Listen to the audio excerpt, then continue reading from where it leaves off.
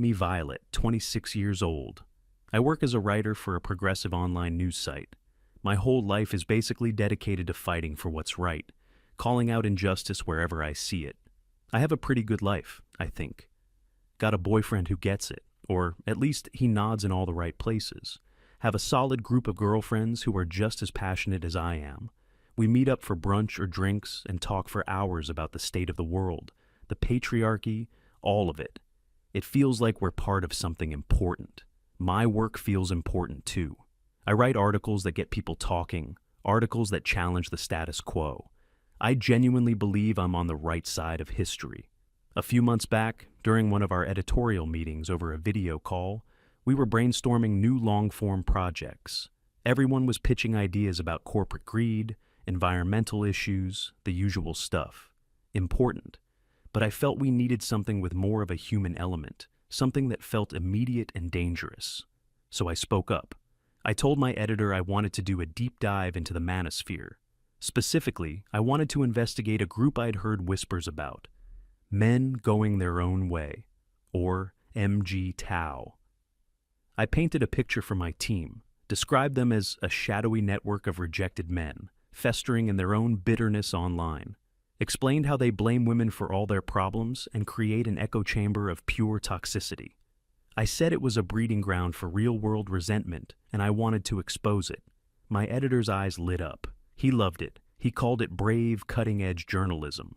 My colleagues were all supportive, telling me it was a crucial story that needed to be told. I felt a rush of validation. This was my chance to write something that could actually open people's eyes to a hidden threat. I spent the next week doing preliminary research, which mostly involved scrolling through angry forum posts and watching angry video rants. Everything I saw just confirmed my initial hypothesis. These guys were a bunch of losers who couldn't handle rejection, so they built an entire philosophy around hating women. It was all so simple, so black and white. My article would practically write itself. The plan was to find a local group, if such a thing even existed in the physical world, and convince them to let me observe them. I wanted to be a fly on the wall, documenting their sad little world. My friends thought I was incredibly brave. "Aren't you scared?" one of them asked over dinner. I told her that fear is the price of progress. My boyfriend was a bit more hesitant. He just said to be careful, that some of those guys could be unstable. I dismissed his concern as him just being protective, which was a little problematic, but I let it slide. He was trying, at least. Finding them was easier than I expected. A bit of digging on some obscure forums led me to a post mentioning a loose gathering in my city. There was an email address for a guy who apparently organized their meetups. His name was Frank. I spent a whole evening drafting the perfect email.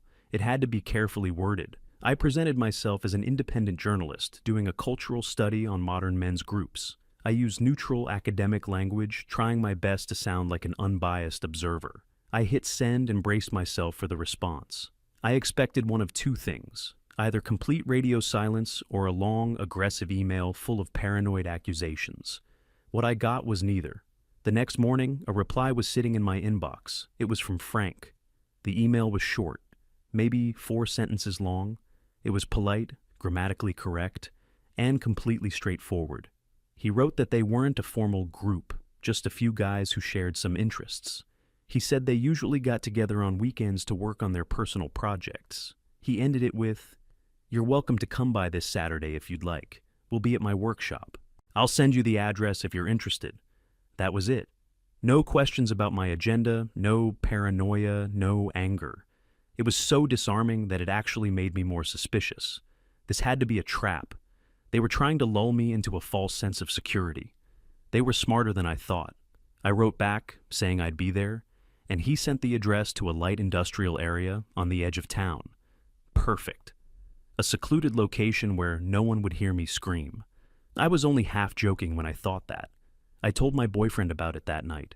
I was explaining my theory about how their politeness was a manipulative tactic. He was making dinner and not really listening, just humming and nodding. I noticed he had bought some expensive-looking steaks. I pointed out that the consumption of red meat is often linked to performative masculinity and has a huge environmental footprint.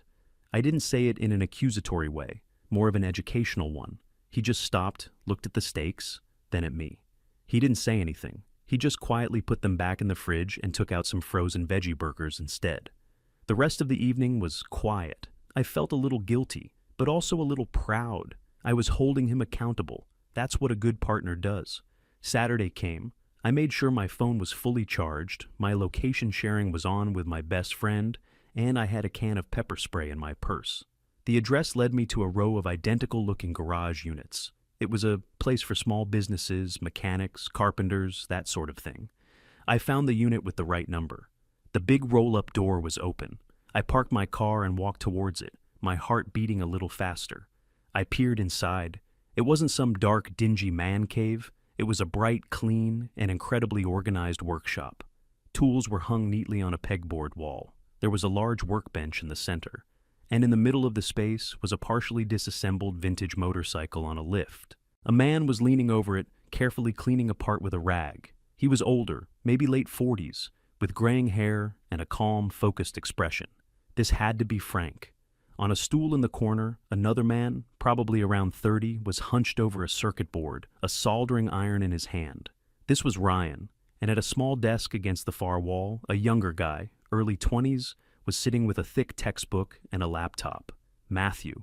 The place smelled of oil, metal, and sawdust. It was peaceful. I stood there for a moment, unsure what to do. Frank looked up, saw me, and wiped his hands on a clean rag. He smiled. It wasn't a creepy smile, just a normal, friendly one. "You must be Violet," he said, walking over. "I'm Frank. Welcome." He introduced me to the other two. Ryan gave a quick, shy wave without looking up from his soldering. Matthew just nodded, a little awkwardly. Frank offered me a coffee, which I accepted. I pulled out my little notebook and a pen, ready to start documenting all the subtle signs of toxicity. I sat on a stool he cleared for me, and I just watched, and I listened. For the next 3 hours, I was a fly on the wall in the most boring secret lair I'd ever seen. They barely even talked to each other for the first hour. Each man was completely absorbed in his own task. The only sounds were the clinking of Frank's tools, the quiet hiss of Ryan's soldering iron, and the rustle of Matthew's textbook pages. There was no anger, no resentment, just a quiet, focused energy. Eventually, they started talking a little. Frank asked Ryan how his retro gaming console project was coming along. Ryan lit up, explaining some technical challenge he was having with the video output. Frank listened intently, asking smart questions even though he clearly didn't know much about electronics. Then Ryan asked Frank about the motorcycle. Frank explained it was a model from the 70s that he was restoring for a client. He spoke about it with a passion and precision that was almost artistic.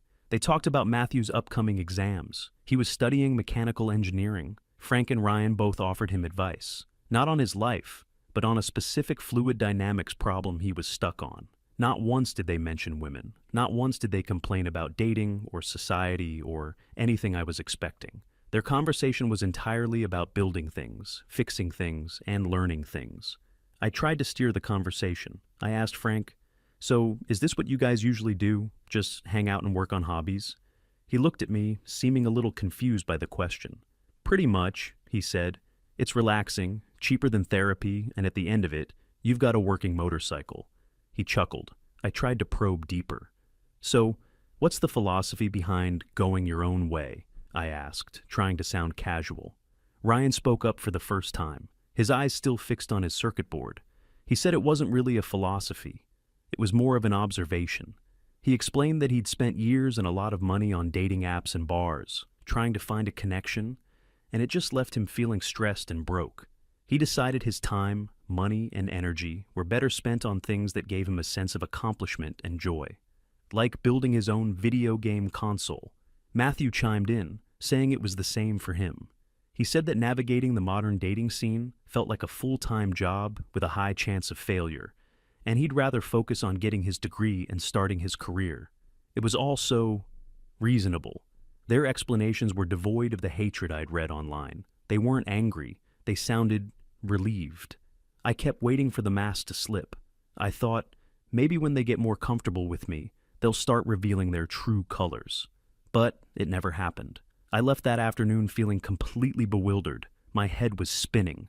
There was nothing to report. I had pages of notes about carburetors and pixel resolutions, but nothing on toxic masculinity.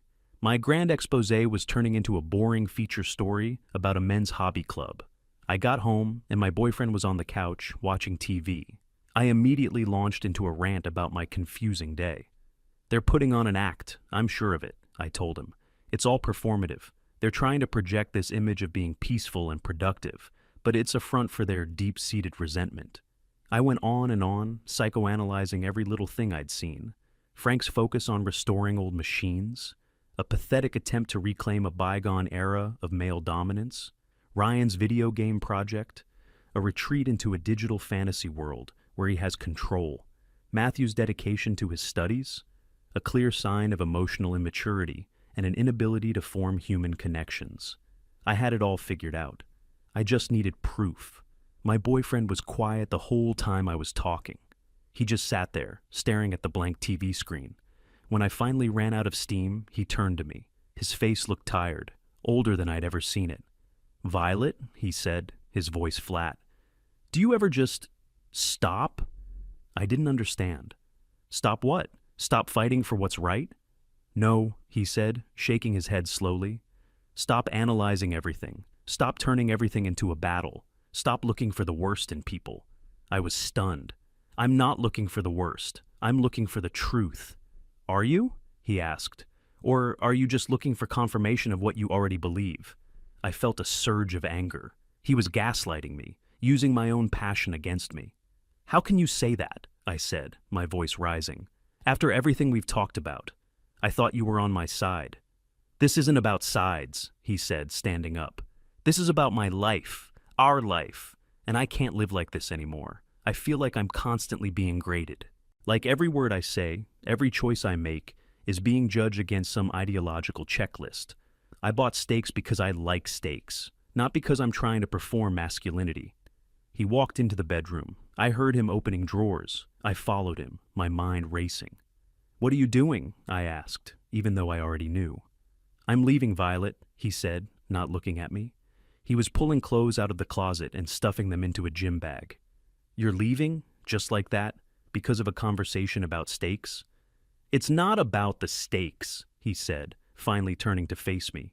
"It's never been about the steaks. It's about the fact that it's always something. I'm tired of walking on eggshells in my own home. I'm tired of feeling like I'm a disappointment just for being me." He zipped up his bag and walked past me, heading for the door. I was speechless. I couldn't believe this was happening. "So, you're just giving up?" I called after him. "You're just going to run away because things got a little challenging?" He stopped at the door and looked back at me. There was no anger in his eyes, just a deep, profound sadness. "No, Violet," he said quietly. "I'm not running away. I'm going my own way." And then he was gone. The door clicked shut, leaving me alone in the silent apartment. His last words echoed in my head. The irony was so thick I could barely breathe. The sound of the door clicking shut was the loudest thing I'd ever heard. I just stood there in the middle of the living room for what felt like an hour. The veggie burger patties were still on the counter, slowly thawing. My first thought wasn't sadness. It was pure, righteous anger. How dare he? How dare he twist my words and turn my passion for justice into a personal failing? He couldn't handle being with a strong, principled woman, so he ran. It was the classic playbook, male fragility in its purest form. He didn't leave because of me. He left because he was weak. This whole narrative cemented itself in my mind, a solid and comforting shield against the hurt. I grabbed my phone and immediately called my friends.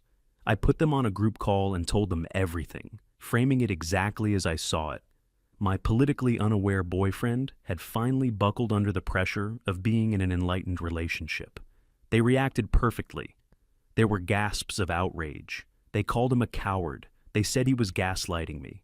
They said I was better off without him and his latent toxicity. One of them said his "going my own way" comment was a passive-aggressive jab of the highest order. It was exactly what I needed to hear. They validated every ounce of my anger. We spent an hour dissecting his every flaw, and by the end of the call, I felt powerful again. I wasn't a victim. I was a survivor of a problematic relationship. That feeling carried me through the next couple of days. I threw myself into my work, determined to make this MGTOW article the best thing I'd ever written. The breakup just added fuel to the fire. Now it wasn't just a story. It was personal. These men and their ideology had, indirectly, ruined my relationship. I was going to expose them for the poison they were. My editor was getting impatient. He sent me an email asking for a preliminary draft. I told him I was still in the observation phase, trying to gain their trust before they revealed their true nature. It was a lie, but it bought me some time. I knew I had to go back to the workshop. I needed more material. I needed the smoking gun. The following weekend, I drove back to the industrial park. This time, I didn't feel any fear. I just felt a cold, determined anger. I wasn't an observer anymore. I was an interrogator. I found them in the same workshop, but the atmosphere was different. The motorcycle was pushed to the side. They were all gathered around the workbench, where Matthew was standing awkwardly in a button-down shirt that looked a little too big for him. Frank and Ryan were sitting on stools, acting like a panel of judges. It looked like they were coaching him. "What's going on?" I asked, trying to sound casual. Frank explained that Matthew had a big job interview on Monday for an internship at an engineering firm. They were running him through mock interview questions. My journalistic senses started tingling. This was interesting. This was a chance to see their ideology in action. I sat down to watch. Frank was asking the questions. They were tough, technical questions about things I didn't understand. But they were also asking behavioral questions. "Tell me about a time you had a conflict with a team member. Describe a project you're proud of." Matthew was nervous, stammering through his answers. Ryan would gently interrupt him, giving him advice on how to structure his responses. He told him to be more confident, to make eye contact, to speak clearly about his accomplishments without sounding arrogant. It was all surprisingly normal and helpful. I decided to throw a wrench in the works. "What are you going to do if your interviewer is a woman?" I asked, looking directly at Matthew. The three of them looked at me. There was a moment of silence. I expected them to launch into a tirade about female bosses. Instead, Ryan just looked at me with a genuinely puzzled expression. He said, "He'll answer her questions professionally, just like he would with a man." I pushed a little harder. "But you guys obviously have issues with women in positions of power. Aren't you worried it will show?" Frank sighed, a patient, tired sound.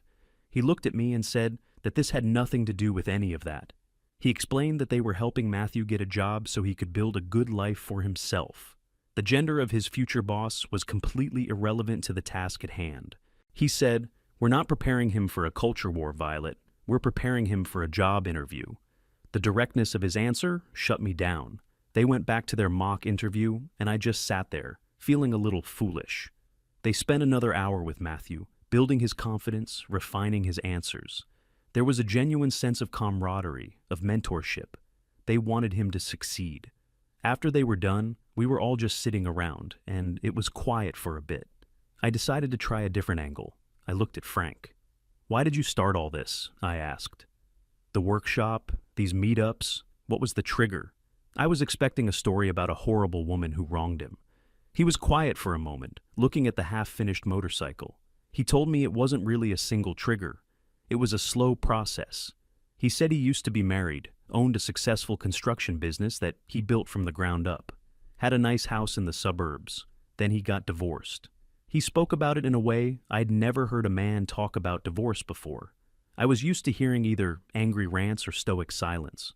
Frank was neither. He spoke about it with a kind of detached clarity, like an engineer describing a catastrophic structural failure. He didn't badmouth his ex-wife. He barely even mentioned her. He talked about the process. He described the lawyers, the court dates, the financial affidavits. He explained how, in the end, he lost the house, lost a significant portion of his business, and was left with crippling alimony payments and a mountain of legal debt. He said the most soul-crushing part wasn't losing the money. It was the realization that the system was designed in a way that his hard work, his risk, his years of effort could be dismantled and given away so efficiently. He said he wasn't mad at his ex. He was just done with the system itself. He said he decided to stop participating in a game where the rules felt rigged against him. So he sold what was left of his business, downsized his life, and opened this small workshop where he could work with his hands and have something that was truly his own. He said he met Ryan and Matthew online, in forums where other men were talking about similar experiences. They weren't looking for a political movement. They were just looking for a quiet place to be. When he finished talking, the workshop was silent. Ryan and Matthew were just nodding slowly, as if they'd heard it all before. I didn't know what to say. My entire worldview was built on the idea that men held all the power, that the system was built for them. To hear him describe that same system as a trap, and to do it without any of the vitriolic anger I expected, was deeply unsettling. I mumbled something about needing to go and left quickly. The drive home was a blur. My head was full of contradictions. Nothing made sense. That weekend, I was supposed to meet my friends for our usual brunch. I almost canceled. I didn't know what I could possibly say to them, but I knew if I didn't go, they'd worry, and I didn't have the energy to deal with that. So I went. The moment I sat down, they started in on my ex again. They had all these new theories about his emotional immaturity and manipulative behavior. I just sat there, stirring my coffee, not really contributing. They noticed my silence. "Violet, are you okay?" one of them asked, putting her hand on my arm. "You seem distant." And then I made a huge mistake. I decided to be honest. I told them I was just confused. I tried to explain what I'd seen at the workshop.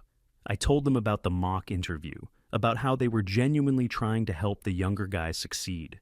Their faces started to harden. Then I told them what Frank had said about his divorce. I tried to convey the tone he'd used, the lack of bitterness, the focus on the systemic issues he felt he'd faced. I finished by saying, it was just not what I expected. They're not angry monsters. They're just quiet. The silence that followed was heavy and cold. My three best friends stared at me as if I'd grown a second head. Finally, one of them spoke. Her voice was sharp. "Are you seriously defending them, Violet?" I stammered. "No, of course not. I'm just telling you what I observed. It's more complicated than I thought." "Complicated?" Another one scoffed. "There's nothing complicated about a group of misogynists. They're manipulating you. Can't you see that?"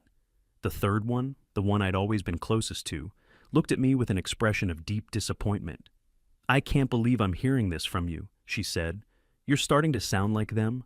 Have you ever heard of internalized misogyny? You're feeling sympathy for your own oppressors." I tried to argue. I told them they weren't there. They didn't see it. But it was like talking to a brick wall. They had already made up their minds. The conversation devolved from there. They accused me of being a bad journalist, of being emotionally compromised since my breakup. They said I was betraying everything we believed in. I felt the room getting smaller, the air getting thinner. These were my people, my support system, and they were turning on me with a ferocity I'd never seen before. I ended up just standing up, throwing some money on the table, and walking out without another word. My hands were shaking. I got in my car and just sat there for a few minutes, trying to breathe. My phone buzzed. It was a notification from our group chat. I opened it. The chat was still there, but my name was gone. They had removed me. I tried to call my closest friend. It went straight to voicemail. I tried another one. Same thing. Just like that, in the space of a single brunch, I had been excommunicated. First my boyfriend, now my friends. My entire social world had evaporated. And the most terrifying, ironic part was that I had been cast out for the crime of expressing a nuanced thought. My sisterhood, which was supposed to be my safe space, had turned out to be more rigid and unforgiving than the group of men I was supposed to be exposing. I drove home to my empty apartment, feeling a kind of loneliness I had never imagined was possible. I was completely and utterly alone. The days that followed were a gray, formless blur. My apartment, which used to be my sanctuary, now felt like a prison cell. The silence was deafening. I'd walk from the bedroom to the kitchen and back again, picking things up and putting them down without purpose. I stopped answering my phone. The only person who called was my editor, and I didn't have the energy to lie to him anymore. I spent hours scrolling through social media, watching the digital lives of my former friends unfold without me. There were pictures of them at brunch, at rallies, at gallery openings. They were smiling, holding up signs, and living the life I used to be a part of. It felt like watching a movie of my own life with my character edited out. In one photo, they were all wearing t-shirts with a slogan I had come up with.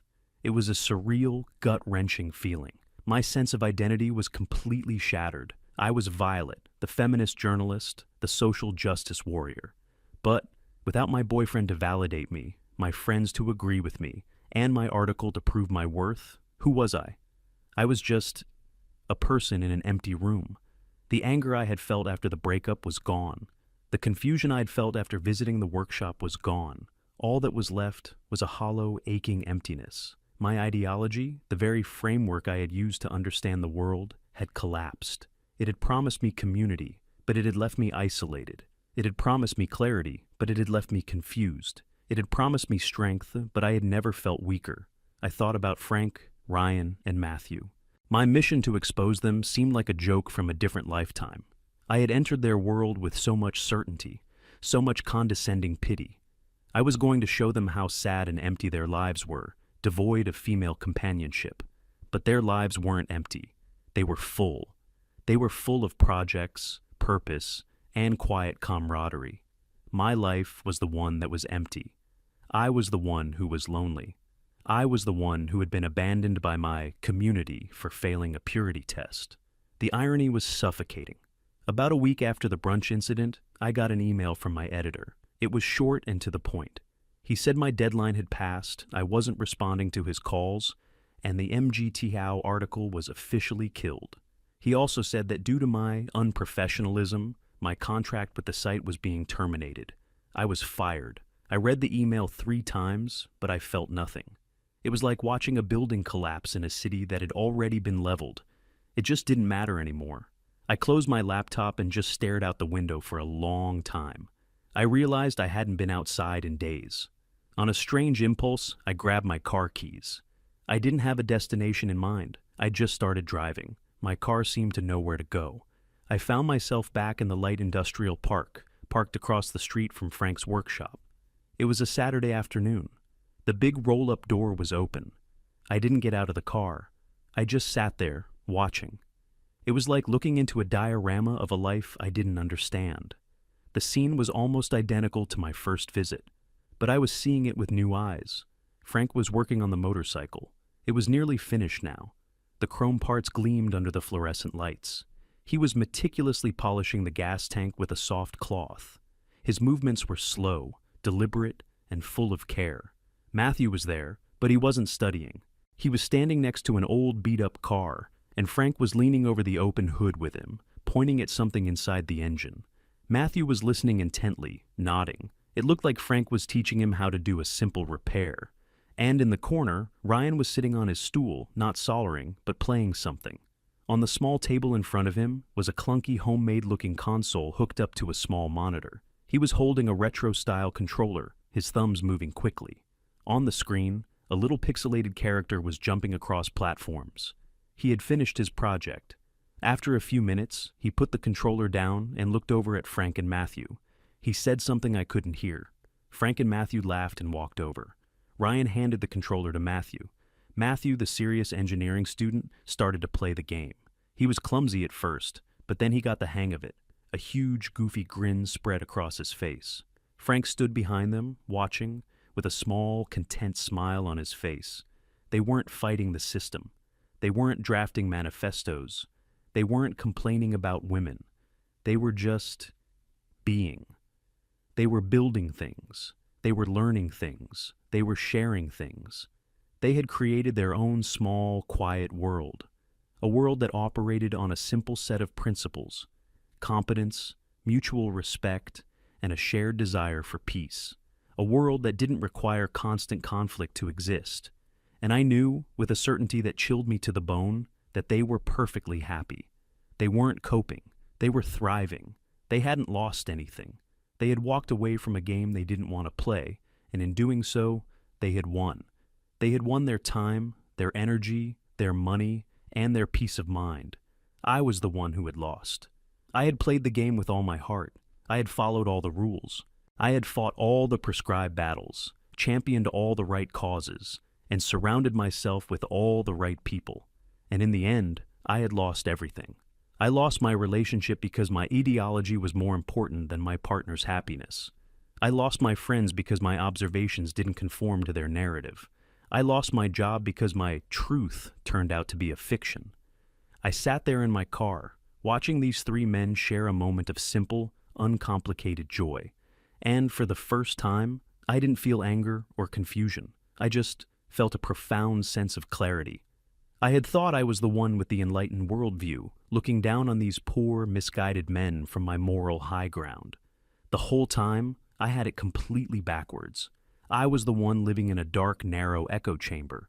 I was the one trapped in a rigid, unforgiving ideology. They weren't the ones in the cage. I was. I put the car in drive and pulled away from the curb. I didn't look back. I had no idea where I was going or what I was going to do with my life. Everything was a blank slate, and for the first time in a very long time, that felt less like a terrifying void and more like a possibility. It felt like freedom.